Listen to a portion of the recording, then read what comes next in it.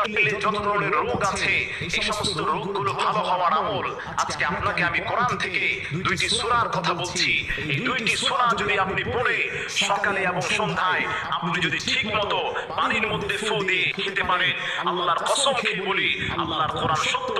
ওয়ানুনাজ্জিলু মিনাল কোরআনি মা হুয়া শিফাউ ওয়া রাহমাতুল লিল মুমিনিন।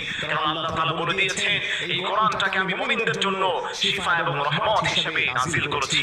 প্রতিদিন চেষ্টা করবেন সূরা ফাতিহা একবার পড়বেন, সূরা ইখলাস আপনি তিনবার পাঠ করবেন, অর্থাৎ সূরা ফাতিহা একবার এবং সূরা ইখলাস তিনবার পাঠ করে তবে এর পূর্বে যে কোনো দুরূদ শরীফ আপনি দুরূদে ইব্রাহিম হোক অথবা যেই দুরূদ শরীফ আপনার কাছে সহজ হয় সেই দুরূদটা আপনি পড়ে পানির মধ্যে আপনি দহন করবেন। এভাবে যদি আপনি ইনশাআল্লাহ তাআলা এক সপ্তাহ খেতে পারেন, আল্লাহর কসম খেয়ে বলি আপনার যে লিভারের সমস্যা, আপনার কিডনিতে সমস্যা, আল্লাহ তাআলা সমস্ত সমস্যা থেকে আপনাকে হেফাজত করবেন।